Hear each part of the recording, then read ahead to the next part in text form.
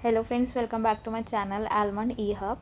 आज हम देखेंगे कि डिसीजन ट्री क्या होता है। इसकी थ्योरेटिकल पार्ट भी हम देखेंगे और साथ में न्यूमेरिकल भी करेंगे, क्योंकि मैंने देखा है बहुत लोगों को प्रॉब्लम होती है। उनको न्यूमेरिकल तो पता है कि हमें ये कैसे सॉल्व करना है, एंट्रोपी और गिवन इंडेक्स, लेकिन थ्योरी नहीं पता कि बेसिकली हम डिसीजन ट्री में क्या करते हैं। ठीक है, तो हम पहले थ्योरी भी देखेंगे, have some patience, and then हम न्यूमेरिकल पे मूव फॉरवर्ड करेंगे। तो सबसे पहले डिसीजन ट्री क्या होता है, देखो इसके नाम से पता लग रहा है। एक तो ट्री फॉर्मेट का होगा जब ये ट्री बन रहा है, और कुछ डिसीजंस लेने होंगे। तो वही होता है कि जो डिसीजन ट्री होता है आपका एक मैप या फ्लो चार्ट होता है, जिसकी हेल्प से हम चॉइसेस लेते हैं और येस और नो के अंदर हम सिंपल इनसे क्वेश्चंस पूछते हैं जो येस और नो में आउटपुट देते हैं, और उसके बेस पे हम अपने डिसीजंस लेते हैं। ठीक है, तो बेसिकली क्या होता है कि हम एक पहले मेन क्वेश्चन पूछते हैं। फॉर एग्जांपल कि हमने रेन का पूछा कि कल रेन होगी, इसके दो आउटपुट्स हो सकते हैं कि येस होगी या फिर नो नहीं होगी। ठीक है, तो ये बन गया मेरा मेन क्वेश्चन, और ये दो इसके डिसीजन ट्री के वो ब्रांचेस हैं। ठीक है, तो हमने यहाँ मेन क्वेश्चन पूछा जो टॉप पे स्टार्ट होगा, फिर ब्रांचेस में स्प्लिट होगा वो, and then it leads you down to final decision और प्रेडिक्शन एट द बॉटम। फिर फाइनल डिसीजन देखो, जैसे रेन के अंदर वाले फैक्टर जो हमने लिया, इसमें तो सीधा हमारे पास जो फाइनल वो आ रहा है येस या नो में ऑप्शन आता है। लेकिन फॉर एग्जांपल अगर मैं वेदर पूछूं, ठीक है आपसे, तो वेदर तो कैसा होगा कल, इसमें तो एक क्लाउडी भी हो सकता है, सन्नी भी हो सकता है, रेनी भी हो सकता है ना, कई तरीके के हो सकते हैं। एंड देन अब इसके अंदर भी कुछ फैक्टर्स होंगे कि किस बेस पे है, किस बेस पे, देन हम आगे जाके देखेंगे अच्छा ये येस में है या नो में है। तो वो चीज़ होती है। तो हमें एक मतलब सिंपल हमें एक डिसीजन लेने के लिए अंदर हेल्प करता है कि येस लेने में डिसीजन लेना है या नो में, उसके हेल्प के लिए होता है हमारे पास डिसीजन ट्री। ठीक है, तो आपका ना ये मैप कुछ इस तरीके से बन जाता है। जैसे मैं एक ही ब्रांच बना के दिखा रही हूँ, तो आपको ना जब पता लगता है मानो येस है, तो अच्छा मुझे येस ले देखना, यहाँ से यहाँ ऐसे जाऊँगी तो आपको मेन क्वेश्चन पे आप रूट पे पहुँच जाते हो। एक क्वेश्चन करेंगे तो आपको और क्लियर होगा।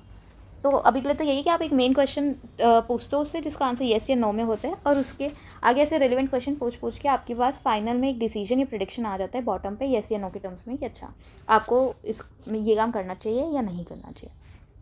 ठीक है, इसको दो मेथड से सॉल्व कर सकते हैं, एक एंट्रोपी से और गिवन इंडेक्स से। एंट्रोपी कॉमन है और ईजी मेथड है, तो हम यूजुअली वही यूज़ करते हैं।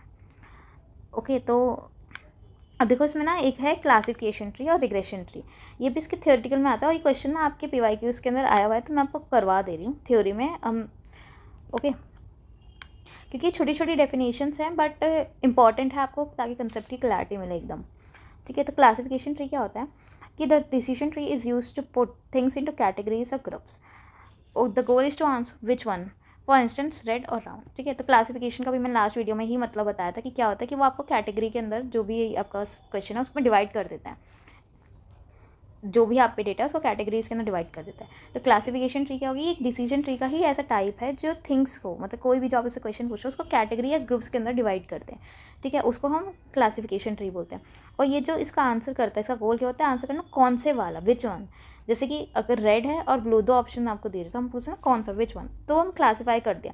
जैसे रेड आपका कलर्स में क्लासीफाई है, राउंड शेप के अंदर क्लासीफाई है। तो इस तरीके से ये क्लासिफिकेशन ट्री वर्क करता है। देन रिग्रेशन ट्री, अब रिग्रेशन हमें पता है कॉन्टिन्यूस डेटा पे हम यूज़ करते हैं लीनियर रिग्रेशन को और लॉजिस्टिक रिग्रेशन को।